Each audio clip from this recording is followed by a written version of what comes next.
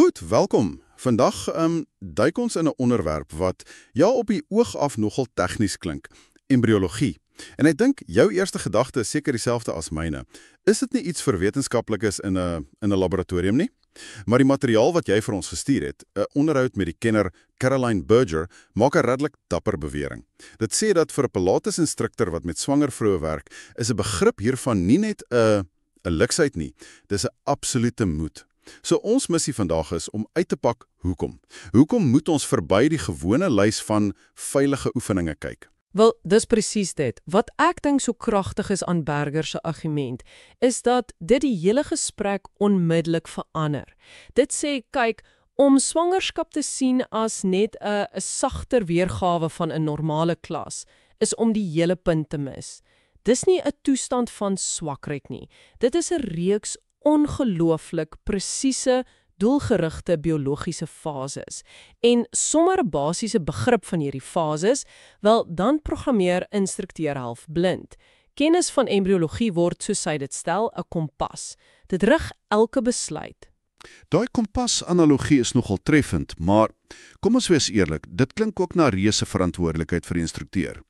Is dit realisties om te verwag dat iemand wat primêr met beweging werk, skielik 'n mini-embrioloog moet wees? Waar trek 'n mens die lyn? Dis 'n uitstekende vraag. En ek dink die antwoord lê in 'n ander kernidee van haar, die konsep van die diade. Die diade? Ja, die idee dat die ma en die embrio nie twee aparte wesens is wat toevallig dieselfde spasie deel nie. Hulle is een enkele interaktiewe stelsel. Wat met die een gebeur, het 'n onmiddellike direkte effek op die ander. So jy hoef nie elke detail te ken nie, maar jy moet die groot prentjie verstaan. Die embrio se ontwikkeling dryf die veranderinge in die ma se liggaam. OK, gee my 'n praktiese voorbeeld. Hoe raak 'n mikroskopiese proses 'n vrou wat sê nou maar 'n footwork reeks op hierdie vormer doen? Die perfekte voorbeeld is die hormoon relaksine. Hmm. Die naam sê dit eintlik alles. Dit maak goed wel losser. Dit verslap die ligamente. Dink daaraan as die liggaam se manier om alles sag en rekbaar te maak vir die geboorte.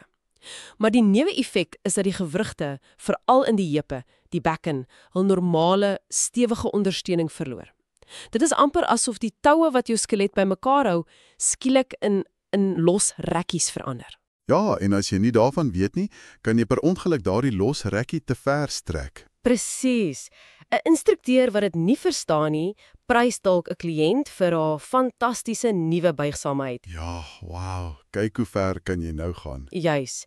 En hulle moedig haar aan om dieper te strek, maar eintlik buite hulle 'n tydelike onstabiliteit uit. Dit kan pyn veroorsaak. Op 'n reformer kan 'n te swaar veer of 'n te groot beweging daai laksheid vererger, in plaas van om die spiere rondom dit te leer stabiliseer. So, die kennis van die oorsaak, die embriologie, lei direk tot 'n wyser besluit in die ateljee. Goed, ek verstaan nou die hoofvlak idee, die diade, die hormone, maar ek kan my indink 'n instrukteur wat luister dink, okay, wat doen ek maandagooggend anders in my klas? Kan ons dit afbreek na daardie heel vroeë weke, miskien selfs voor die kliënt amptelik gesê het sy swanger? In daardie eerste paar weke bevrugting, inplanting, is alles onsigbaar. Maar die ma se liggaam is in 'n toestand van intense verandering. Uiterste moegheid, naarheid.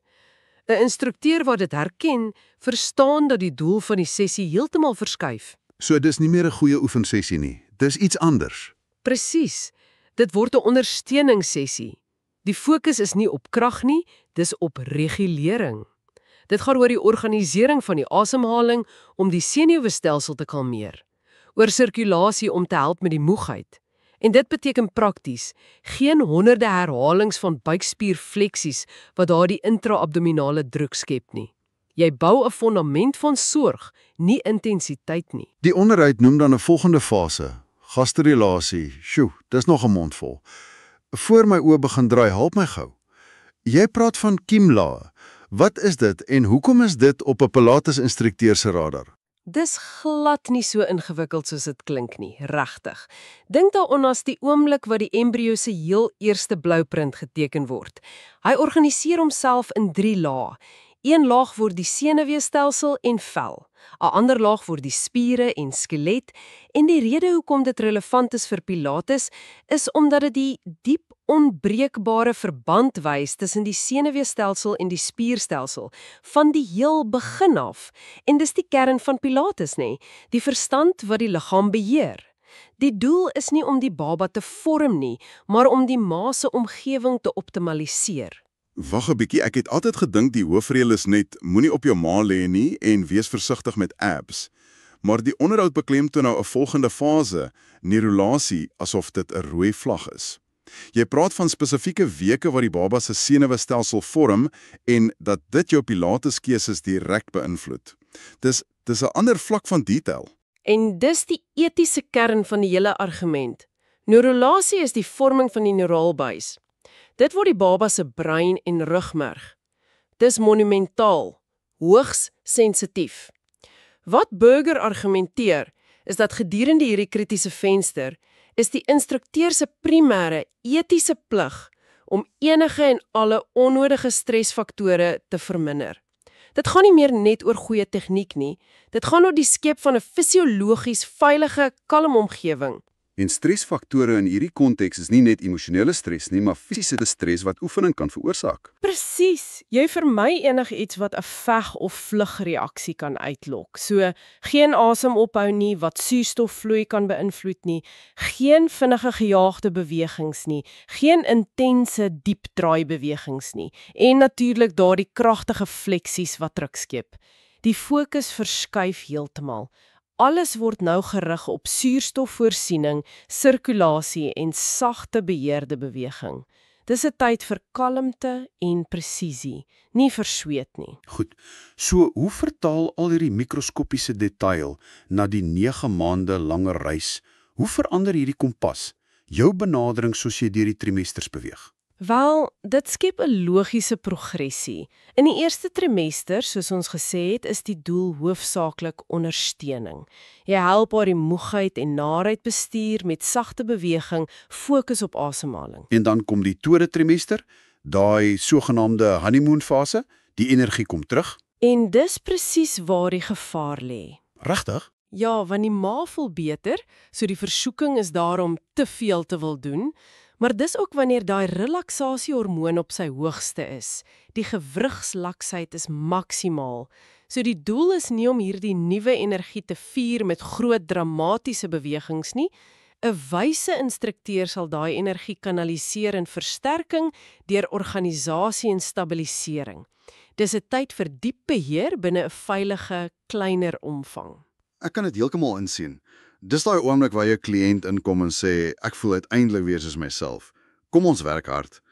En dis juist dan, sê jy, wat die instrukteur moet sê, fantasties. Kom ons gebruik daai energie vir beheer, nie om rekords te breek nie. Uiters belangrik. En in die derde trimester verander alles weer.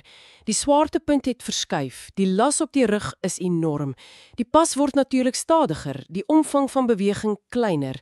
Gemak is nou prioriteit. Op hierdie punt word die toerusting nie meer gebruik om uit te daag nie, maar hoofsaaklik om te ondersteun.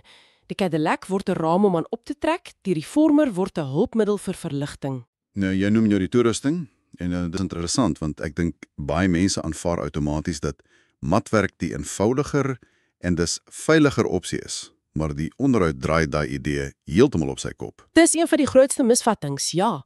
Haar argument is dat matwerk dikwels moeiliker en meer veeleisend is vir 'n swanger liggaam. Hoekom? Want op die mat werk jy teen die rou, onvergewensgesinde krag van swaartekrag, sonder hulp. Dink daaraan, om net van lê na sit te kom in die derde trimester, dit vergewaldig baie beheer en krag. Dit kan uitputtend wees. Terwyl daar die groot intimiderende masjiene eintlik 'n bondgenoot kan wees. Juis. Toerusting soos die Reformer is buitengewone hulpmiddels. Die vere kan gebruik word om beweging te assisteer, nie net om weerstand te bied nie. Hulle verminder die las van swaartekrag, hulle bied ondersteuning, leiding, presisie. Hulle is nie martelmasjiene nie, hulle is gesofistikeerde ondersteuningsstelsels. So, as ons alles nou saambind, verander hierdie benadering die hele doel van prenatale Pilates. Dit gaan nie net oor skade vermy nie, maar oor aktief bydra. Wat is die uiteindelike voordele? En die risiko's as 'n mens dit ignoreer? Die voordele is beide funksioneel en sielkundig. Funksioneel verbeter dit postuur. Dit verminder lae rug- en bekkenpyn, dit verbeter asemhaling, dit help haar om haar veranderende liggaam beter te bestuur. En die sielkundige voordele? Ek kan my voorstel dis net so belangrik. Dalk selfs belangriker.